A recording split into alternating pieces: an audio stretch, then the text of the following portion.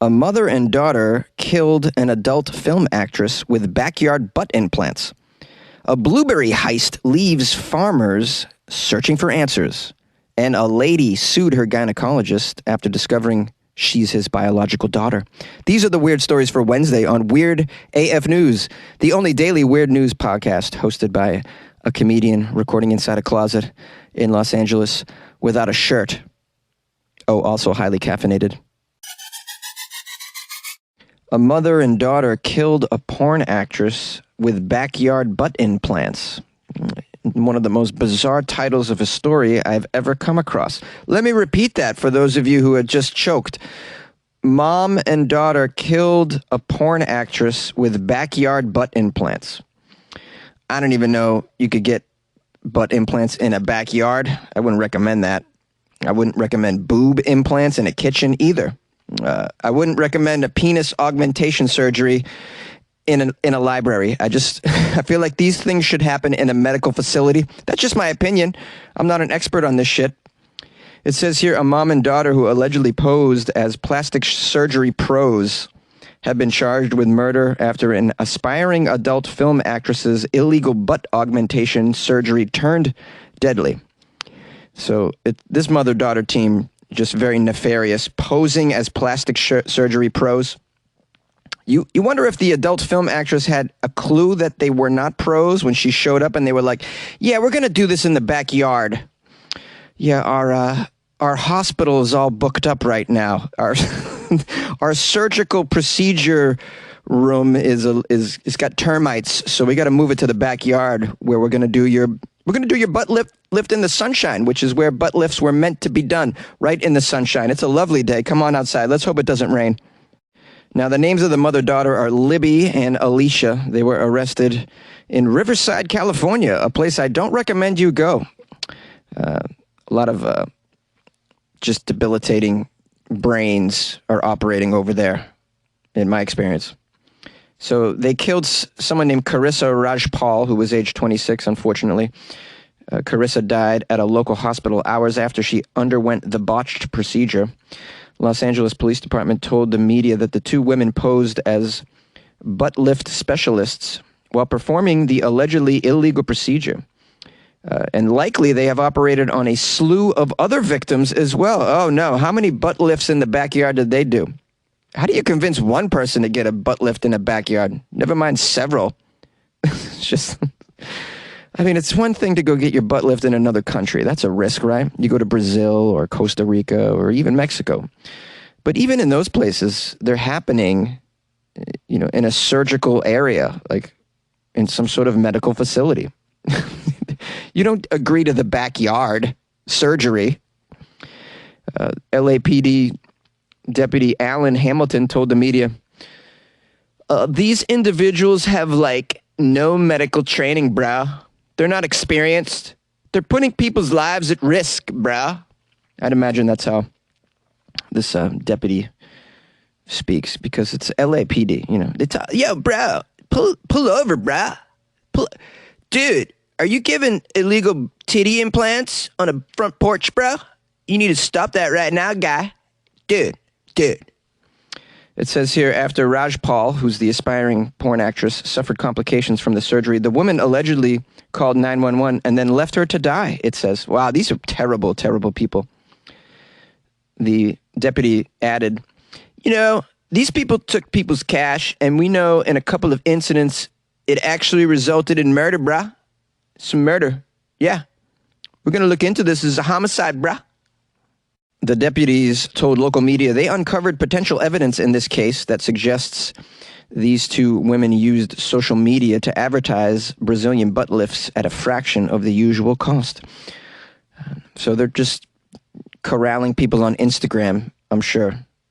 If you're getting a butt lift, this is a big deal. And would you use someone that you met through Instagram who does it at their home even? Never mind a yard. At the home, flags have got to raise. Before her death, Rajpal appeared in a video posted on social media that appears to show her undergoing a procedure for the butt augmentation. That footage has since been incorporated into the LAPD investigation of the botched operation. Wow, so they let this woman shoot video of herself getting the procedure in the backyard. There's a still picture of her laying down on a thing. Wow, this doesn't look kosher at all. Oh, man. Look, and I don't want to blame the aspiring porn actress, but, I mean, on some level, take some responsibility and, use some reason. If someone's going to do a major operation, in their kitchen, just maybe like walk away and think about it at least. I mean, I don't care what the discount is. This is like your life is at stake here. Displeased with your saggy butt? Well, call Billy Bob. Billy Bob's Backyard Butt Lifts. Been doing backyard butt lifts for decades now. Many satisfied customers. A few have died, but many satisfied customers. If you don't like the look or shape of your butt, come on down to Billy Bob's. I'm going to operate on your butt in my backyard if it's, weather permitting. Call 1-888-BACKYARD-BOOTY. A blueberry heist leaves farmers searching for answers. The owners of Brown's family farms were relieved that their wild Newfoundland blueberries had escaped the worst of Hurricane Larry. But when they went to harvest the last of their blueberry crop over the weekend, they received a nasty shock. More than 3 acres of their blueberry farm, about 40 kilometers outside St. John's, had already been harvested. Likely by hand, said owner Nancy White. The thieves knocked down a sign and covered the field in tire tracks and footprints. Here's a quote from White. There ain't a blueberry left on the bush, I tell you. We were pretty upset. Pretty much just kept walking around in disbelief. Who would have taken all these blueberries? White says it's difficult to determine the exact number of blueberries that were stolen, but a conservative estimate puts the loss at about 1,000 pounds of blueberries. In Newfoundland terms, that's about 200 to 250 salt beef buckets worth of blueberries. However, the true loss could be as much as 3,000 pounds of blueberries, she said. It's a very strange heist. Usually when people get together to perform a heist, they target a bank of some sort. You've seen the movies, right? Never have I ever seen a bunch of robbers, I guess we could call them robbers, people that are involved in heists, sit around a table and go, okay, guys, I know this blueberry farm in Newfoundland. If we could just get up there, I'm telling you right now, between 1,000 and 3,000 pounds of blueberries we can get our hands on. And then we can retire. We can sell them, or we can freeze them, and we can live on smoothies for the rest of our days, guys. This is our ticket to retirement. Now look at Johnny, I know you want to retire after we did that strawberry heist in Oxnard last year, but let me tell you something. This blueberry heist, one more job for you, buddy. Let's go in one more time with the blueberries. I need your skills. I need your getaway driving skills. You're gonna be driving a very large piece of farm equipment on this one. Can you handle it? Sorry, I thought I would act out a scene where a bunch of people decide they're gonna attack a blueberry farm. This poor couple with their blueberries. They're just trying to make a living with some blueberries up in Newfoundland, which it's pretty hard to make a living up there, I'd imagine, when you're a farmer. Farmers have it tough, right? They're just trying to they're just thankful that people still eat blueberries. They spend a lot of their time just trying to keep the bugs off the blueberries. The pesticides are real, guys. They know that people are all about blueberries in their smoothies. They know it, and they're providing that for us. I love blueberries in my smoothies. Here's my go-to smoothie, guys. I know this is a story, and I shouldn't share with you my go-to smoothie, but let me just go off track a little bit.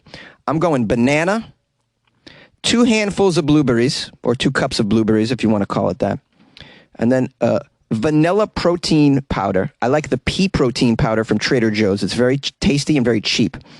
And then a couple of ice cubes and water. It's perfect. The banana blueberry smoothie, man. Don't sleep on that shit, is what I'm saying.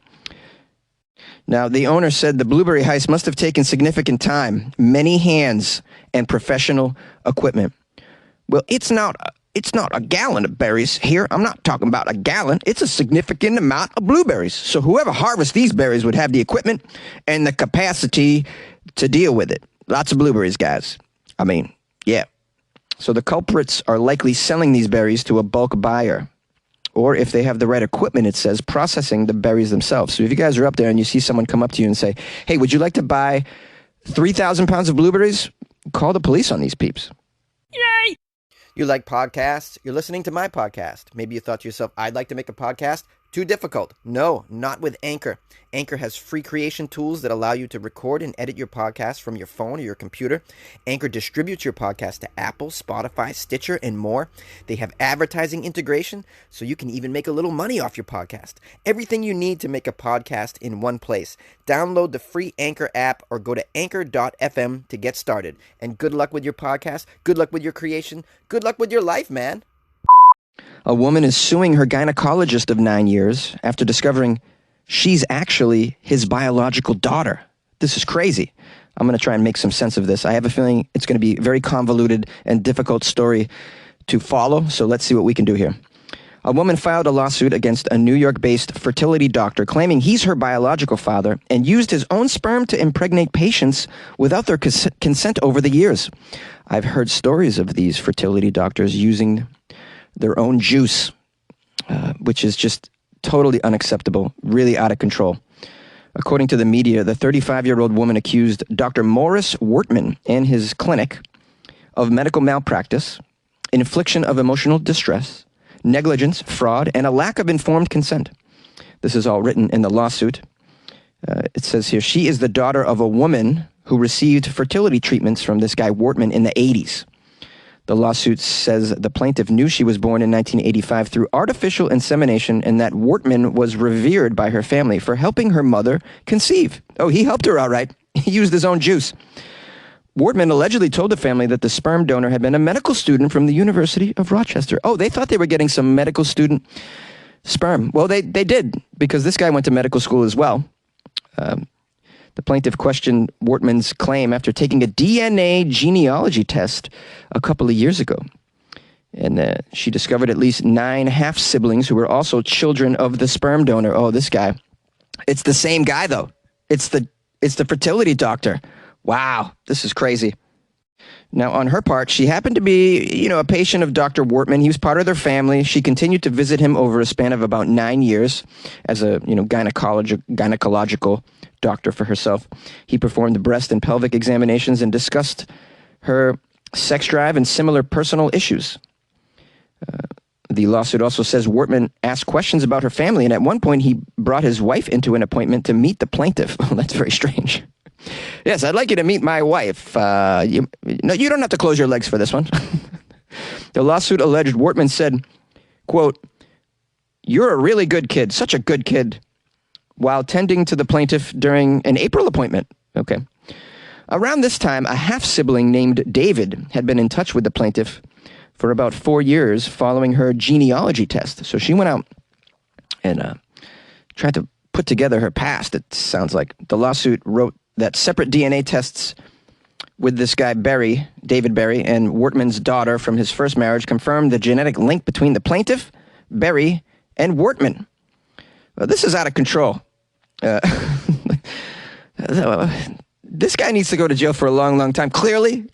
Oh, man, what a nightmare to unravel all of this. This lawsuit, you can imagine, is just going to go on forever and ever as well, Well, this fiasco just illustrates what you can encounter with fertility clinics and this whole, sperm banks and all this. You think you know what you're getting. You get in there and, of course, they always want a medical student or a law student, somebody that did very well, someone that went to Yale. But do you really know what you're getting? It just says it there, but do you really know you're getting a Harvard graduate? Of course, they deny my sperm because I never went to these Ivy League schools and I'm only 5'7". So, at the end of the day, man, just, let the short guys contribute, man. We're honest people. We're funny. A lot of us are funny. We give a damn. The short guys give a damn. You want some sperm that's smart, or you want sperm that gives a damn in life? Hey, everybody. You made it to the end of the episode. Please stick around because I'm going to give a lot of shout-outs today. I received a great deal of feedback for yesterday's episode because apparently I was unaware that black pudding and the other pudding isn't a dessert in the UK, and everyone wanted to point this out to me. I must have had 25, 30 messages from people just saying, Jonesy, this is not a dessert. And I got pictures of black pudding, pictures of the other kind of pudding. What's it called? Now I'm going to get messages about that. Yeah, guys. Okay, got it. I've done a gazillion stories. Never have I got this many responses to a story. All about my screw up? Really? This is when you reach out to me when I screw up? Appreciate it. You know I've screwed up a lot, right? I've screwed up so many times because it's been 4 years, about 1,100 episodes. I've had way bigger mistakes than the pudding gaffe of 2021, as we'll call it. Brian I can't even say his last name. Otatail wrote me on Facebook. Dude, black pudding isn't dessert. It's made of pig's blood. Maybe it's dessert for vampires. And I just love that line. It's very funny. Brian, you're very, very funny. Funnier line than I could have come up with. He wrote, love the show, by the way. An Irishman living in England. Also on Facebook, Beth Haverkos wrote me as well. Shout out to her. Brianna Riley.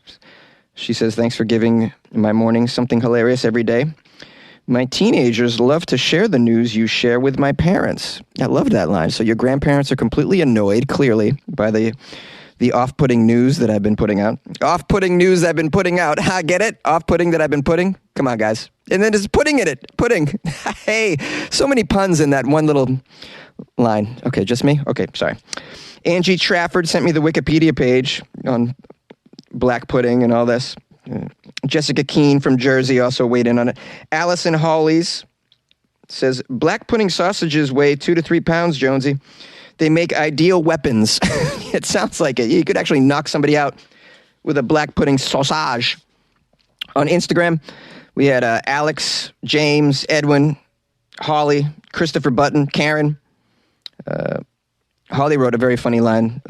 Jonesy, with your pudding comments, you've started the war of roses all over again. Yeah, thank you, Holly. Also funnier than me. Appreciate it. I love how my listeners are better comedians than me. That's just a good time. Stephen Clark sent me a long email. He's from Coventry, UK. He gave me the breakdown between black and Yorkshire pudding as well. I got a lot of photos of these things. The Yorkshire looks delicious. I would try that. The black pudding thing is, I don't know. If I'm drunk, though, I'll eat that. I'll eat anything drunk. I got a lovely email, not about pudding, from someone in Pakistan. It's Abbas Rizvi. He says, hi, I'm Abbas from Karachi, Pakistan. I'm a big fan of your Weird AF podcast. It's now part of my daily Google News brief routine that I listen when I'm going to the office. And he says, take care. This is probably my only fan in Pakistan. I was very, very pleased to hear from Abbas. So big shout out to Abbas. I hope you get to this outro, Abbas, and you can hear your shout out. I appreciate you. And if I ever do a show in Pakistan, you're in the front row, baby. I also heard from Dan Kane. Says, hey, Jonesy, love your show. Listen to it every day in Yorkshire, England. I'm writing to you about the black pudding throwing contests, and then on about the history, and then some amazing photos. The Yorkshire puddings look like they look like you could put like a gravy inside as a cup, like it's a cup that could hold some stuff. Perhaps even like a strawberry shortcake. You could put some, diced strawberries with strawberry juice in there. It looks pretty good. The black pudding thing is, like I said, I'll have to be drunk. Though, thank you, Dan, for that. I got so many responses. There's a few more. I can't get to all of them, but you guys clearly want me to get my puddings straight. And so I appreciate you caring. I really, really do. And so keep that up. So, I obviously should get over to the UK at some point to try all this pudding. I really wanted to participate in the pudding war because I have a really good throwing arm. I feel like I could throw one of those sausage links, those giant 3-pound sausage links, very well. I can throw a football, man. I mean, I'm very good at throwing, for sure. I've been playing baseball all my life. I could throw a sausage. I could take that pudding war. You could put me up front in the pudding war, and I would totally lead us to victory, is what I'm trying to say here. And I need to experience this, so let's get me over to the UK. I'll do some comedy shows, and I'll drink Guinness in your kitchen, smoke weed on your couch, and eat some pudding. And maybe you can teach me how to do a proper accent. How about that? If you guys would like to still reach out about this pudding gaffe, the pudding incident of 2021, as I'll call it, you can email me, funnyjones@gmail.com, or hit me up on the Instagrams, @funnyjones. Call the show, 646-450-2012. And please check out my Patreon, because it's a way to support the show. I need your support. It's patreon.com/weirdafnews. Check that out. It's also on weirdafnews.com. You can click on the link there. I'll see you guys tomorrow.